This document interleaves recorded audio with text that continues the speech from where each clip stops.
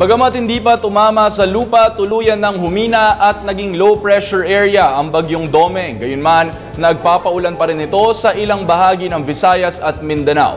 Ang update sa naturang sama ng panahon, alamin natin mula kay Jessie Basco live mula sa Pag-asa DOST. Jessie, magandang hapon sa iyo.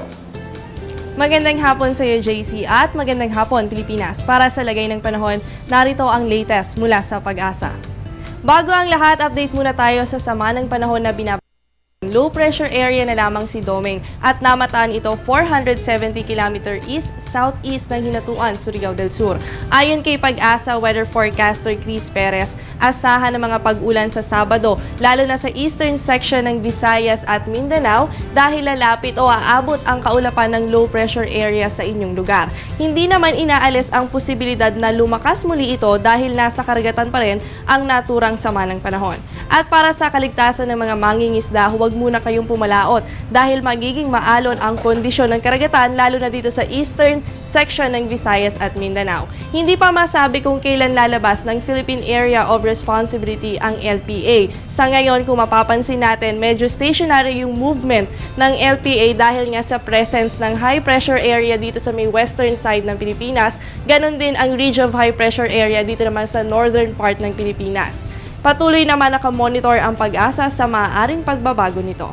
Para naman sa daily weather forecast, dito sa atin sa Metro Manila, kung mapapansin, dito sa Luzon, manipis ang kaulapan natin. Kaya naman maaasahan natin na dito sa Metro Manila, maging sa natitirang bahagi ng bansa, asahan dyan ng partly cloudy to cloudy skies with isolated rain showers or thunderstorms, lalo na yan pagsapit ng hapon o gabi. Habang dito naman sa Davao Region, kasama dyan ng Caraga, maging ang probinsya ng Misamis Oriental at Eastern Visayas, kayo ay makakaranas ng maulap na kalangitan at yan ay may kasamang kalat-kalat na pagulan at pagkidlat pagkulog.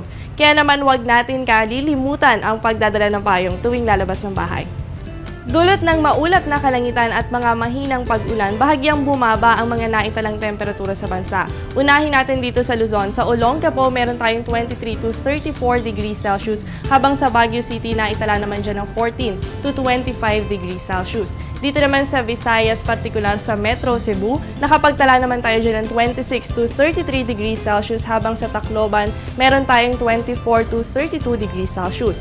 At sa Mindanao, sa Cagayan de Oro City, medyo mababa yan, nasa 21 to 31 degrees Celsius. At sa Metro Davao, dito naman sa Zamboanga, nakapagtala tayo dyan ng 23 to 34 degrees Celsius. Ganun pa man, asahan pa rin dyan ng partly cloudy to cloudy skies with isolated rain showers or thunderstorms. Hindi naman nalalayo ang mga temperaturang ito sa mga naitala natin nitong nakalipas na araw. Kaya naman ugaliin ang pag-inom ng tubig, yan ay para mapanatili ang normal na temperatura ng inyong katawan. At yan muna dito sa Pag-asa DOST. Manatiling nakatutok sa Panahon TV kung saan walang pinipiling panahon ang pagbibigay impormasyon. Maaari niyong bisitahin ang aming official social media accounts and website para sa detalyadong ulat panahon at maaari niyo rin kaming mapakinggan sa DWIC. Ako ang inyong weather buddy, Jessie Basco, na nagsasabing walang dadaig sa taong may alam at laging handa. Balik sa iyo, JC. Maraming salamat sa iyo, Jessie Basco.